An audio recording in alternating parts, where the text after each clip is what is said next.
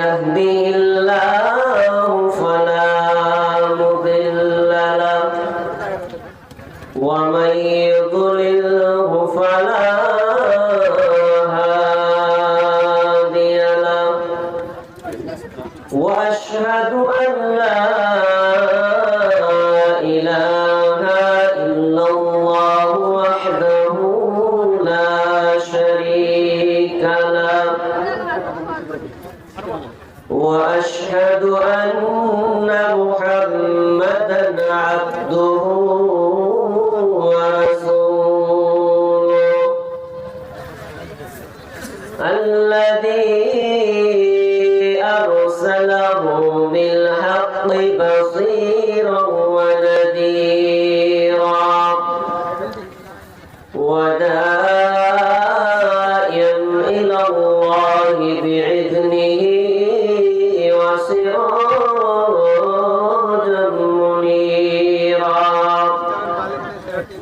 أما بعد فإن خير الحديث كتاب الله وخير الهدي هدي محمد صلى الله عليه وسلم وشر الأمور محدثاتها وكل محدثة بدعة وكل بدعة ضلالة وكل ضلالة في النار فقد قال الله تبارك وتعالى في كلامه المجيد وفرقانه الحميد بعد أعوذ بالله من الشيطان الرجيم يا أيها الذين آمنوا اتقوا الله وأطيعوا الله والرسول إن كنتم مؤمنين بسم الله الرحمن الرحيم أطيعوا الله والرسول إن كنتم مؤمنين وقال الله تعالى ومثل الذين كفروا كمثل الذي ينعق بما لا يسمع إلا دعاء ونداء صم بكم عمي فهم لا يعقلون بسم الله الرحمن الرحيم إن الذين كفروا سواء عليهم أنذرتهم أم لم تنذرهم لا يؤمنون وقال النبي صلى الله عليه وسلم رضيت بالله ربا وبالإسلام دينا وبمحمد رسولا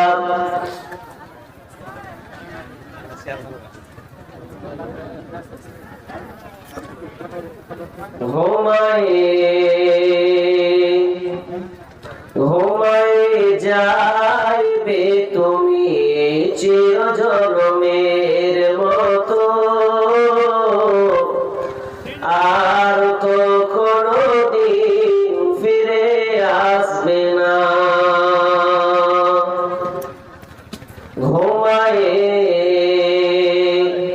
ঘুমায় যাইবে তুমি চিরজনমের মতো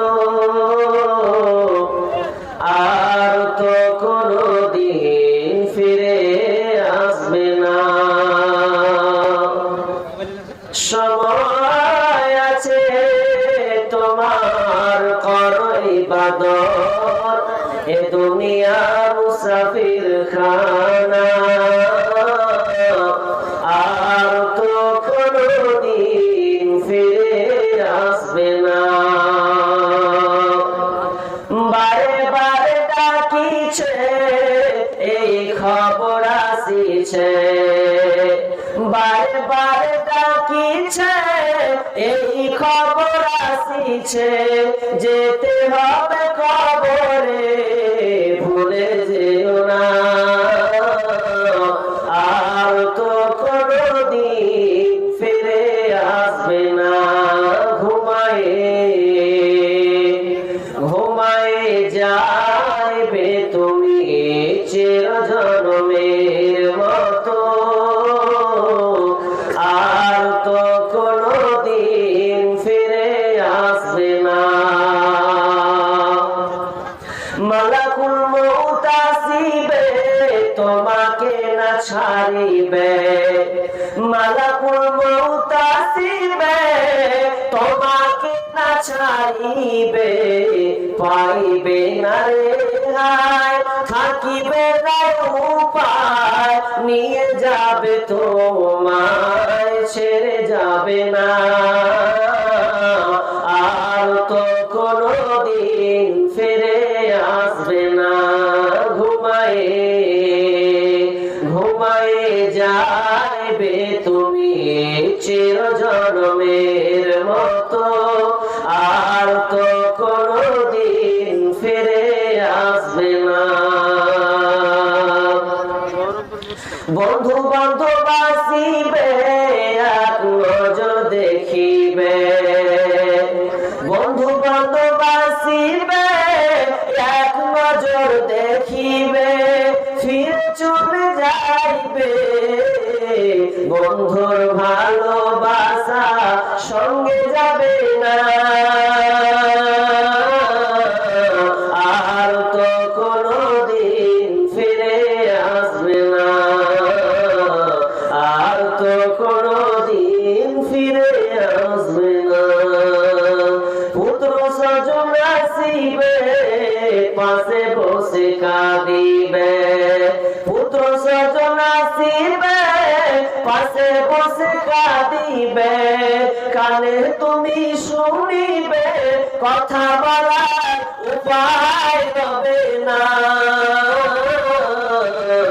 আর তো কোনদিন ফিরে আসবে না, আর তো কোনদিন ফিরে আসবে না। নামাজ পড়ো রোজা রাখো কালমা পড়ো তো ইবাদত করো, নামাজ পড়ো রোজা রাখো কালমা পড়ো তো ইবাদত করো, কবরেতে পাবে তুমি সান্ত্বনা। আর তো কোনদিন ফিরে আসবে না। ঘুমায়ে যাইবে তুমি চিরজন্মের মতো, আর তো কোনদিন ফিরে আসবে না। আর তো কোনদিন ফিরে আসবে না। লিল্লাহি তাকবীর। ওই জি ভাই খাওয়া দাওয়া হচ্ছিল, আমি দেখছিলাম, আপনারা খেয়ে আসেননি? হ্যাঁ, যদি খেয়ে যদি আসেন তবে কেন আবার লিল্লাহি তাকবীরের স্লোগান এত আসতে হবে কেন? এমন ভাবে আওয়াজ করেন যাতে যারা বাইরে আছে জিলিপি ছেড়ে দিয়ে যাতে দৌড়িয়ে পালিয়ে আসে, যারা জিলিপি ধরে আছে বাপু লিল্লাহি তাকবীর। মাশাআল্লাহ, জোশ আরো বেশি হওয়া উচিত। ইমানি জোশ এত দুর্বল হলে হবে? সমস্ত প্রশংসা গুণগান মহিয়ান গরিয়ান কৃপাময় সে মহান রব্বুল আলামিনের জন্য, যার অশেষ মেহেরবানিতে আমরা আজ মাদ্রাসা কেন্দ্রিক মাহফিল, একটি ইসলামী সভা, যে ইসলামী সভার যে মহান মুনিব আমাদেরকে বিভিন্ন জায়গা থেকে এক সুন্দর মাহফিলে বসার তৌফিক দান করেছেন। এই জন্য আল্লাহ সুবহানাহু ওয়া তাআলার প্রথমে প্রশংসা করি, বলুন আলহামদুলিল্লাহ। আলহামদুলিল্লাহ। অতঃপর দরুদ ও সালাম শান্তির দ্বারা বিবর্ষিত হোক সকল নবীর উপর, বিশেষ করে আমাদের শেষ নবী জনাবে মুহাম্মদুর রাসূলুল্লাহ, বলুন সাল্লাল্লাহু আলাইহি ওয়াসাল্লাম। আজকের এই জলসার সম্মানিত সভাপতি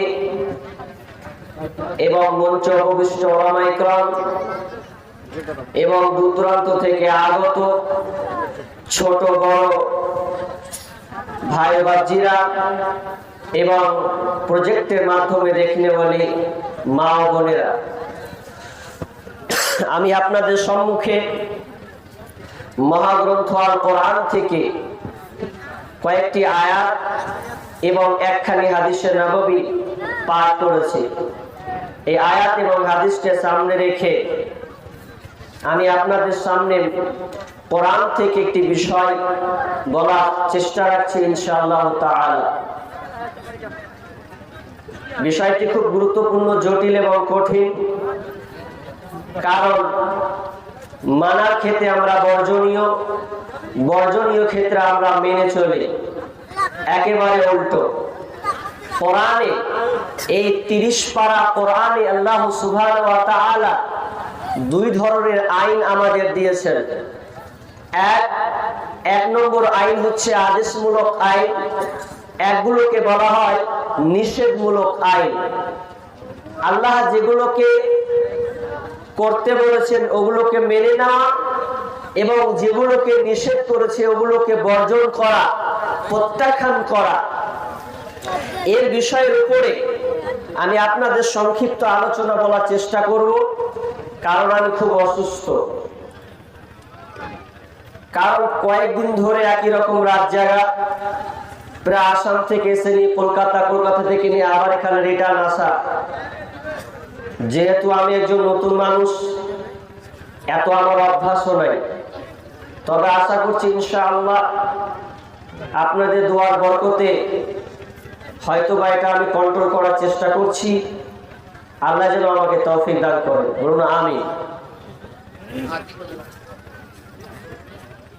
কি বলছিলাম যে কোরআন দুই ধরনের আইন আছে।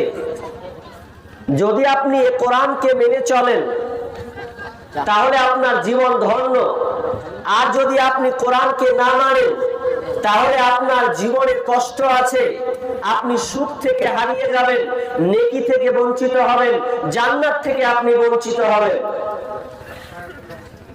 এক মেনে নেওয়া আর এক হচ্ছে বর্জন করা। যদি আপনি আল্লাহ যেটা বলেছেন ওটা বলার পর যদি আপনি না মানেন তবু আপনি আসামি, অপরাধী। আর যদি আপনি নিষেধ করে দেওয়ার পরে আপনি ওটাকে মেনে নিলেন, উল্টা করে দিলেন, এটা করিও না, এটা ধরিও না, এই জায়গায় যেও না, এরপরে আপনি চলে গেলেন, এরপর আপনি অপরাধী।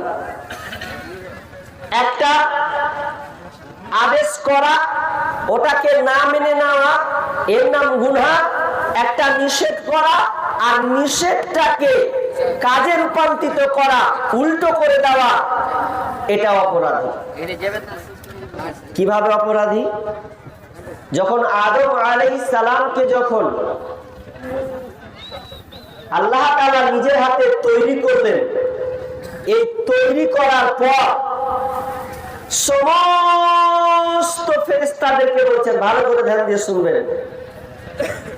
আল্লাহ বলছেন وَإِذْ قُلْنَا لِلْمَلَائِكَةِ اسْجُدُوا لِآدَمَ فَسَجَدُوا إِلَّا إِبْلِيسَ أَبَى وَاسْتَكْبَرَ وَكَانَ مِنَ الْكَافِرِينَ।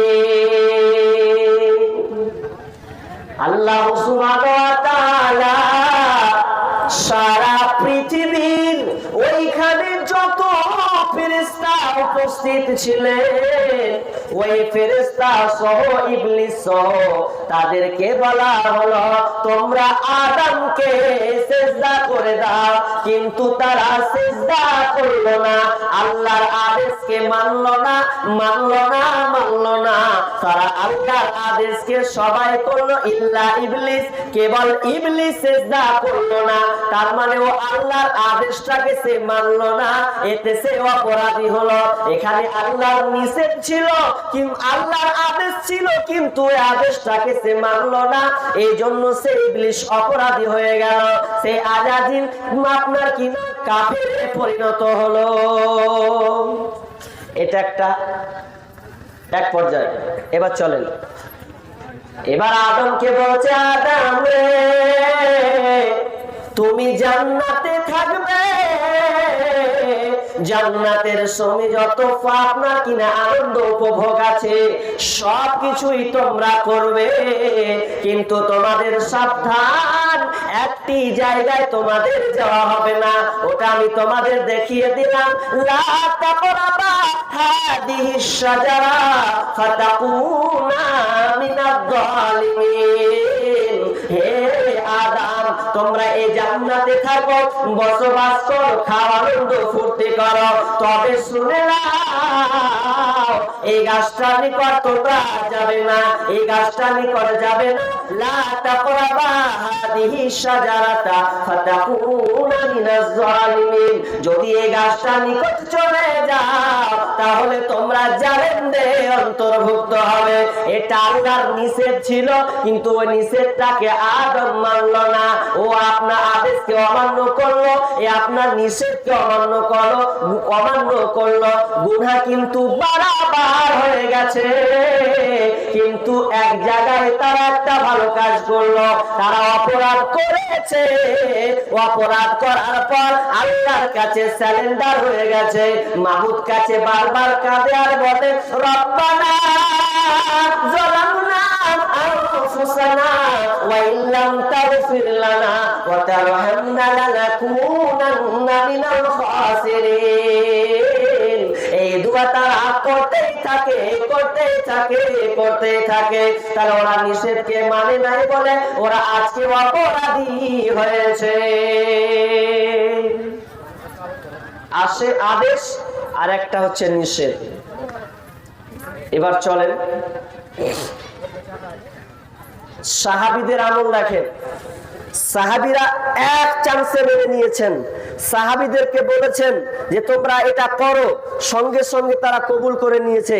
বলেছে তোমরা এটা ছেড়ে দাও, তো সঙ্গে সঙ্গে ছেড়ে। চলেন আপনাকে দেখাই, মুসলিম শরীফের হাদিস দিচ্ছি আপনাকে। যখন খাইবারের যুদ্ধ যখন কমপ্লিট হয়ে গেল, পূর্ণ কমপ্লিট, সেই সময়তে দুটা রেওয়ায়াত আছে, অনেক জায়গাতে হাদিসটা লেখা আছে। বিশেষ করে আপনি মুসলিম হাদিসটা খুলবেন, এই ঘটনাটা পাবেন। খাইবারের যুদ্ধে সমাপ্ত হওয়ার পর দুইটা জিনিস নিষেধ করা হয়েছিল। একটা নিষেধ ছিল কি জানেন, যে সাময়িক বিবাহ অর্থাৎ মোতা বিবাহ এক সময় হালাল ছিল। সাময়িক বিবাহ বুঝেন? সাময়িক বিবাহ বলা হয় যে একটা মেয়েকে 1 মাসের জন্য, কাউকে 3 মাসের জন্য, কাউকে 15 দিনের জন্য বিবাহ করবে, এটা হচ্ছে বলা হয় মুতা বিবাহ। অর্থাৎ সাময়িক বিবাহ, কিছু দিনের জন্য স্ত্রী রূপে থাকা। তো দুইজন সাহাবী আল্লাহর রাসূলকে বলছেন, ইয়া রাসূলুল্লাহ আমাদের খুব বিয়ে করার ইচ্ছা হয়েছে, তো আমরা বিয়ে করব। তো বলছে যাও তোমরা বিবাহ করো, বিয়ে করবে যখন। তো তাদের কাছে বিয়ে যে করবে, তো তাদের কাছে দুটা কি ছিল, কম্বল ছিল। একজনের বয়স ইয়ং, আর একটার বয়স ধরে প্রায় 40 হবে, আর একজনের বয়স মিনিমাম যদি হয় 25 হবে, এই দুই রকম। তো তারা খাইবারের যুদ্ধ দুটা কম্বল পেয়েছে। ভালো করে শুনবেন, এই দুটা কম্বল পাওয়ার পর এরা এক অপরকে বলছে, হ্যাঁ চনা কম্বল পেয়েছি, তো এই কম্বলের বিনিময়ে বিবাহ করবো, চল। তো ইয়ং ছেলেটা বলছে ওই বয়স্ক লোকটাকে, আরে ভাই বিয়ে তো করবি ঠিক আছে, তো সামনে যে ঠান্ডা দিন আছে, কম্বল পেয়েছিস তুই একটা, তো কম্বল দিয়ে বিয়ে করবি, তো যখন ঠান্ডা লাগবে কি গায়ে দিবি? তো যাবে ছাড়, এখন বিয়ে করা নিয়ে তুই ঠান্ডার কথা নিয়ে আসছিস, যেটা উঠেছে ইচ্ছা সেটা পূরণ করবো, তারপর পরে দেখা যাবে। যে বলছে ঠিক আছে, তাহলে কি করতে হবে? তো চ, কোথায় যাবি? তো চল আমির গোত্রে চলে যাব, ওখানে ভালো ভালো মেয়ে আছে, ওখানে চয়েস করব। তো চ তাহলে ওখানে যাই। ওখানে যাওয়ার পরে তারা চলে গেছে, ওই গোত্রের মধ্যে ঢুকে গেছে। গোত্রে ঢাকার পর দুয়ারে আওয়াজ করছে যে বাড়িতে আছে গো? বলছো কে? বলছে আমরা অমুক জায়গা থেকে এসেছি, বিয়ে করার জন্য এসেছি, এবারতে মেয়ে আছে, বিয়ে করব। ও বিয়ে করার জন্য তোমরা এসছো? হ্যাঁ। তো মেয়ে আছে? বলছে হ্যাঁ মেয়ে আছে। ঘর থেকে বেরিয়ে আসলো, বেরিয়ে আসার পর দুজন, এবার ওই যে মেয়েটা, সুন্দরী মেয়েটা বাইক দরজা খুলে বের হচ্ছে, তখন দেখছে যে দুইজন ছেলে, একটার বয়স 40 হবে আর একটার বয়স 25 হবে। যার 40 বয়স তার চকচকা কম্বল একদম নতুন নিউ মডেলের, আর যার 25 বয়স তার কম্বলটা একদম কোন রকম আছে, মানে খুব নতুন নয়। এবার বলছে তোমরা কে? তো বলছে আমরা অমুক জায়গা থেকে এসেছি, বিয়ে করব বলে আমরা এখানে এসেছি। এবার বলছে কে বিয়ে করবে? তোমরা কি দুজনেই বিয়ে করবে? তো হ্যাঁ আমরা দুজনেই বিবাহ করব। তো বলছে দুজনকে তো বিবাহ করবে, তো দুজনকে তো নয়, একজনকে বিবাহ করতে হবে। তো বলছে চয়েস করা যায়, কাকে চয়েস করব? ওই সুন্দরী মহিলা ওই পুরুষ দুজনের দিকে তাকাচ্ছে, একবার ওর দিকে তাকায়, একবার এর দিকে তাকায়, একবার ওর দিকে তাকায়, একবার এর দিকে তাকায়, কোনটাকে চয়েস করা হবে? তো বলছে তোমরা কিসের বিনিময়ে আমাকে বিবাহ করবে? তারা দুইজন বলল আমাদের কাছে কম্বল আছে, এই কম্বলের বিনিময়ে আমরা মোহর দিয়ে আমরা বিবাহ করব। কম্বল দিবে না? হ্যাঁ। তো এবার যখন দেখছে যার বয়স 40, তার হাতে একটা সুন্দর কম্বল রয়েছে, চকচকে নিউ মডেলের কম্বল, আর যার বয়স 25 ওর কাছে কিন্তু নতুন কম্বল নয়, কোন রকম চলার মতন কম্বল তার কাছে আছে। আবার এই কম্বলটা দেখার পর ওই সুন্দরী মহিলাটা যখন এক অপরের দিকে তাকাচ্ছে, দিয়ে বলছে আমি দুজনের মধ্যে আমি এই ছেলেটাকে চয়েস করে নিলাম, এই ছেলেটাকে আমি মেনে নিলাম, একে আমি স্বামী হিসাবে কবুল করে নিলাম। যার বয়স হচ্ছে 25, মানে যৌবনের তরঙ্গটা দেখেন, যে যৌবন এমনই একটা জিনিস, ওর কাছে কত মালদার ভাম্মা মাল আছে এটা কিন্তু দেখলো না। তার মানে ও মেয়েটা দেখলো তার রসে ভরা যৌবন, এত রূপলাবণ্য যৌবন, এই 25 বছরের ছেলেটা, তাকে চয়েস করা হলো। চয়েস করার পর এবারে 40 বছরের ছেলে ওই লোকটা বলছে আমাকে তো চয়েস করলে তা আমার কি হবে? তো মেয়েটা বলছে যাও তুমি পাশের বাড়ি চলে গিয়ে তুমি চয়েস করে নাও। তাহলে এই যে ছেলেটাকে চয়েস করা হলো, তো কয়দিনের বিনিময়ে? 15 দিনের বিনিময়ে বললে আমি তোমার সঙ্গে চুক্তিবদ্ধ হলাম, মোতা বিবাহ, 15 দিনের জন্য আমি তোমাকে বিবাহ করলাম। ঠিক আছে, 15 দিনের জন্য বিবাহ হয়ে গেল। বিবাহ হয়ে গেছে, এবার তারা আনন্দ উল্লাসে আছে। এমন সময় ডাক চলে এলো, কি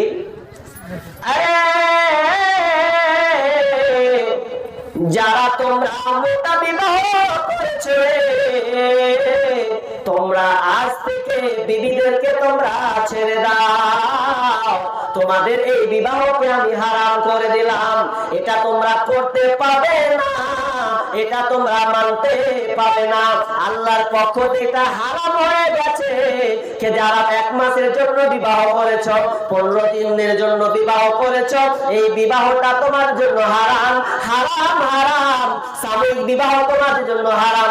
অতএব তোমরা যে যেখানে থাকো না কেন রে, তোমরা সেখান থেকে তোমরা বিবিকে ছেড়ে দিয়ে পালিয়ে এসো, অথবা তোমরা আবার নতুন করে বিবাহ করে না। আর লাইফ যতদিন বাঁচবে তুমি ততদিনের জন্য তুমি নির্ধারণ করে না।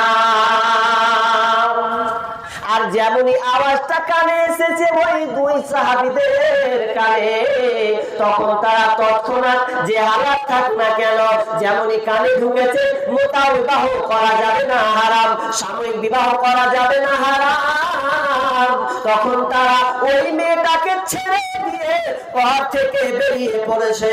আর বেরিয়ে পড়ার পর ওই মহিলাটা বলছে, কেন গো তুমি কেন চলে যাবে? আর তোমার তো 15 দিনের জন্য চুক্তি করা হয়েছে, আজ তো হলো মোট 4 দিন, এখনো তো 11 দিন বাকি আছে, তুমি কি 11 দিন এটা পূর্ণ করবে না?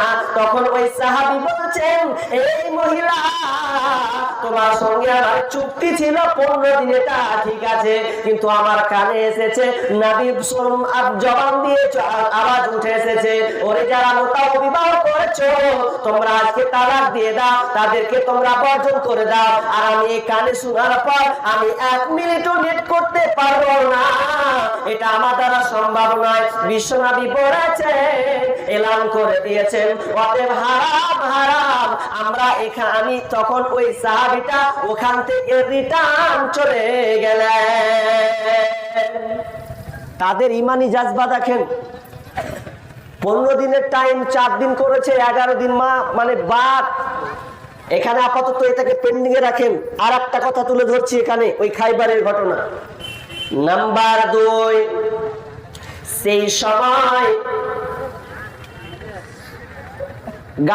ঘোড়ার মাংস কিন্তু হারাম ছিল। এই গাধার মাংস হারাম, খাওয়া যাবে না, কিন্তু সেই সময় এই যুদ্ধের আগে আপনার কিনা মুহূর্তে হালাল ছিল। তো সাহাবীরা যুদ্ধ করে এসেছেন, ক্লান্ত হয়েছেন, এখন তাদের খাবারের প্রয়োজন পড়েছে বন্ধু, এখন তাদের খাবার নিবারণ করতে হবে, কোন জিনিস দিয়ে তাদের খাবারটাকে আপনার কিনা তৃষ্ণাকে মিটাতে হবে। অনেক খিদা লেগেছে, এমন খিদা লেগেছে শুনেলেন, তারা যখন গাধাটাকে জবাই করছে, জবাই করার পর সুন্দর করে রান্না করেছে, দেখ ফুটছে, গরম টকবক টকবক টকবক টকবক করে ফুটছে। আর এই টকবক করে ফুটার পর তারা সবাই থালা পেতে দিয়েছে, আর এখনই নামবে, আর এই মুহূর্তে খাবো, আমার আহারটাকে নিবারণ করবো রে, এই বলে তারা সবাই পাতা নিয়ে বসেছে। আর যেমনই বসা, এমন সময় হঠাৎ করে আবার চলে এলো, ওরে যারা গাধার মাংস যারা রান্না করেছো, শুনে না, আজ থেকে তোমাদের জন্য গাধার মাংসকে হারাম করে দেওয়া হলো, কেউ তোমরা খেতে পাবে না, তোমরা কেউ মুখে দিতে পাবে না। আর যেমনই এই আওয়াজটা শোনা, যেমনই এই খবরটা পৌঁছে দেওয়া, সাহাবীরা যেমনই শুনলেন, সঙ্গে সঙ্গে তারা ওই খাবারটাকে, ওই ডেকটাকে সম্পূর্ণ উল্টে দিলেন। পাতাতে তো দূরের কথা, এক সাইডে জমিনে তারা উল্টে ফেলে দিলেন। দেখেন তাদের ইমানি জাজবা, অথচ হালাল ছিল হারাম হয়ে গেল। যেমনই হারাম হয়ে যাওয়া, না খেয়ে থাকা মানুষ, পেটের যন্ত্রণা, তাদের খাবার খেতে হবে, কোনো উপায় নাই, এরপরেও তারা ওটাকে ছুঁড়ে উল্টে ফেলে দিলেন। এবার আপনার সঙ্গে আমার কিছু কথা, দুটা মাথায় রাখেন, এবার পয়েন্টে চলে আসেন। কি বলছি? এখানে যত লোক আছেন হাত তুলবেন কিন্তু। আচ্ছা, আগে প্রশ্ন করি, বলেন তো বছরে খুতবা কটা হয়? কে বলতে পারবেন? জুমার খুতবা 52টা করে খুতবা হয় বছরে। আচ্ছা ঠিক আছে। তারপরে জালসা, আর এখন তো প্রত্যেক গ্রামে, একটা গ্রামে 4টা করে জালসা হয় একদিনে। একদিনে একটা গ্রামে 3টা 4টা করে একই রকম জালসা হয়, হচ্ছে। আপনাদের তো বেশি, এদিকে ডিস্ট্রিক্ট, এই মালদা ডিস্ট্রিক্টে সব, এখন মুর্শিদাবাদে শুরু হয়নি, কখন যে আপ শুরু হবে আল্লাহ। তো এত জালসা, তাহলে আপনি জালসা শুনলেন, এরপরে আপনি ইমামের মুখ দিয়ে আপনি প্রতিদিন আলোচনা শুনছেন, ইজতেমায় যাচ্ছেন, বছরে 2টা ঈদ, ঈদুল ফিতর আর ঈদুল আজহা, এই 2টা আপনারা মানছেন, এ তো আপনারা আলোচনা শুনেন। এবার আপনি বুক ফুলিয়ে বলবেন যে এই লোক কটা আছেন, হাত তুলে দিবেন, দরকার হলে সোশ্যাল মিডিয়াতে দিয়ে দেবো আপনাদের। এমন কোন লোক আছেন বলেন যে জীবনে আমি কোনোদিন এই মদের ব্যাপারে, এই বিড়ির ব্যাপারে, এই খয়নির ব্যাপারে, এই গুলের ব্যাপারে, যত নেশাদার দ্রব্য আছে পান করা যাবে না, হারাম, এরকম আলোচনা আপনি শুনেননি? একজন হাত তুলে দেখেন যে এটা হারাম, এটা আমি জানি না। ভুল বুঝছে, সব আঙুল তুলে দিলে ভুল। আপনারা ভুল বুঝে ফেললেন, কিন্তু অনেকে আঙুল হাত উঠিয়ে দিয়েছে। মানে আমারই মনে হয় বলা গোলমাল হয়েছে নাকি? হারাম, আলেমরা বলেছেন হারাম, এটা হারাম, নেশাদার দ্রব্য হারাম, মদ খাওয়া হারাম। এই কথাটা শুনেননি? কে আছেন এটা হাত তুলেন। এবার গোলমাল লেগেছে, মানে তখন হাত ঝোঁক, মানে না বুঝে হাত তুলে দিয়েছেন আপনারা। যাই হোক, তাহলে আমরা এখানে যতজন উপস্থিত আছি সবাই জানি যে হারাম। এরপরে আপনি ছাড়তে পেরেছেন? ছাড়তে পেরেছেন? ছাড়তে পারেননি? লজ্জা দিয়েন না, গালিও দিয়েন না, আপনি বুঝার অনুধাবন করুন। আমি একটা আয়াত পড়েছি, কি জানেন? বিসমিল্লাহির রহমানির রহিম, ইন্নাল্লাযীনা কাফারু সাওয়াউন আলাইহিম আনযারতাহুম আম লাম তুনজিরহুম লা ইউমিনুন। আমার আল্লাহ বলছেন, হে নবী, ও দয়াল নবী গো, ইন্নাল্লাযীনা কাফারু, যারা কাফের, ইন্নাল্লাযীনা কাফারু, যারা অবিশ্বাস করেছে, যারা কাফেররা অবিশ্বাস করেছে, ইন্নাল্লাযীনা কাফারু সাওয়াউন আলাইহিম আনযারতাহুম আম লাম তুনজিরহুম লা ইউমিনুন। আপনি ওদেরকে বলুন, সতর্ক করুন আর বাইনা করুন, কিন্তু ওরা শুনবে না, কারণ উভয় তাদের কাছে সমান। ওদের কাছে বলা আর না বলা উভয় তাদের কাছে সমান সমান। আচ্ছা ঠিক আছে, এটা কাফেরদের জন্য আয়াত। এটা কেন ফিট করছি আপনাদের গায়ে, একটু পরে বোঝার চেষ্টা করবেন কেন ফিট করছি। এই যে আপনি প্রতি বছর আপনি ওয়াজ নসিহত শুনছেন, এরপরে আপনার পরিবর্তন নাই। ওদের আখলাক চরিত্র আর আপনার আখলাক চরিত্র কতটুকু ডিফারেন্স আছে, বুক ফুলিয়ে বলুন, কতটুকু আপনার ডিফারেন্স আছে। আপনি তাদের থেকে কোন আপনি ভালো, আপনি এটা নিজেকে বিবেচনা করুন। এক আনাও আপনি ভালো নয়। অথচ বিশ্বনবী বলছেন, আল মুদমিনুল খামরি কাবিদি ওয়াসানিন, যারা নিয়মিত করে নেশাদার দ্রব্য পান করে খায়, যারা নেশাদার দ্রব্য পান করে, এরা কারা? এরা কাদের মতো? এরা হচ্ছে মূর্তি পূজারীর ন্যায়। মূর্তি পূজারীর ন্যায় বলতে আপনার মধুসূদন দত্ত যে একটা মূর্তি তৈরি করেছে, আর ওই মূর্তি তৈরি করার পর তারা প্রতিদিন মান্যতা দেয়, উপাসনা করে, আরাধনা করে, তাদেরকে মানে, এত মূর্তি মানে সারা বছর মূর্তি তারা উপাসনা করতে থাকে, আপনার মাস অন্তর তারা চেঞ্জ করতে থাকে। বিশ্বনবী বলছেন, যারা মূর্তি পূজা করে যে অপরাধটা করলো, ঠিক তেমনি ভাবে যারা নিয়মিত করে নেশাদার দ্রব্য পান করে, ওরাও ওদের নেই। অর্থাৎ একজন মূর্তি পূজারী যা অপরাধ, ওই যে নেশাদার দ্রব্য পান করে ওটা একই অপরাধ। অর্থাৎ ওই মধুসূদন দত্ত, ওই রতন দাস, ওই বিলাস দাস যদি কিয়ামতের মাঠে আপনার কাঠগড়ায় উঠে, তো আপনিও তার সঙ্গে ওই বিচারের দিন তার সঙ্গে উঠবে। কি ভাই চলে যাচ্ছেন যে, ভালো লাগে না নাকি? তো নেশাদার দ্রব্য পান করবেন, পান করতে গিয়ে আপনি কি করছেন, এগুলোকে আপনি হারাম মনে করছেন না। আজকালকার বাপজিরাকে দেখবেন কি করেন জানেন? এত বড় বড় দাড়ি, মাথায় টুপি দিয়ে দেখবেন যখন উজু করে, উজু করার আগে দুটি টাপন বিড়ি টেনে দেওয়ার পর আবার ঢুকে গেল উজু করতে, উজু করতে ঢুকে গেল, আর এত গন্ধ, যখন উজু করছে গন্ধে টিকা যায় না, এত দুর্গন্ধ, গন্ধে টিকা যায় না। এবার যদি চাচাকে বলছি, চাচা বিড়িটা কবে ছাড়বেন গো? বলছে, আরে তুই রক্ষা থাক, তোর কাজ তুই কর। তবে ফতুবাজি কে করতে বলেছে? অথচ বিড়িটা খেলো, বিড়ি খাওয়ার পর উজু করতে বসলো, উজু করার পর কোথায় যাবে? তো ফাঁস কাতারে দাঁড়াবে, কি বলবে? আলহামদুলিল্লাহি রাব্বিল আলামিন আর রহমানির রহিম মালিকি ইয়াউমিদ্দিন। ওই যে দাদা, ওই যে চাচা আল্লাহর দরবারে দাঁড়িয়ে গেছে, সূরা ফাতিহা বলছে।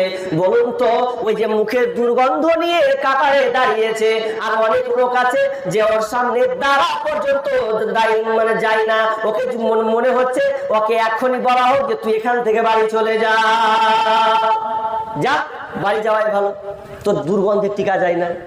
এই যখন চলে গেল, আচ্ছা বলেন তো, আপনাদের বলিন, এই হাদিসটা কিন্তু আমরা সবাই জানি, আমি ছোট কাল থেকে শুনে আসছি। কি জানেন? যে কাঁচা পেঁয়াজ খাওয়া যাবে না, এটা জানেন, সবাই জানেন তো। নামাজ পড়তে গেলে কাঁচা পেঁয়াজ খাওয়া যাবে না। এমনকি আমরা ছোটবেলা যদি রোজা খোলার সময় যদি একটু পেঁয়াজ নিয়ে বসে খেতে বসে, পেঁয়াজ খাবে মানে নামাজ পড়তে পেঁয়াজ খাবে, মানে এই হাদিসটার উপরে এত আমল, ছোট কাল থেকে এটা শুনছি। এবার দেখেন, আপনি জানলেন যে কাঁচা পেঁয়াজ খাওয়া যাবে না, এটা হারাম কখন? যখন আপনি নামাজে যাবেন। কেন হারাম? তো এটা দুর্গন্ধ আসবে, অথচ কাঁচা পেঁয়াজ রসুনটা হালাল, আপনি খাবারে দিবেন, ওটা আপনি খাবেন, ওটা হালাল, কোনো অসুবিধা নাই। কিন্তু বিশ্বনবী বলছেন, যখন তোমরা নামাজে যাবে তখন তোমরা খবরদার এই কাঁচা পেঁয়াজ রসুন খেয়ে মসজিদে আসবে না। এই জন্য আসবে না, যখন তুমি মসজিদে ঢুকবে তো তোমার মুখের গন্ধের কারণে ফেরেশতারা তোমাদের গন্ধে টিকতে পারবে না।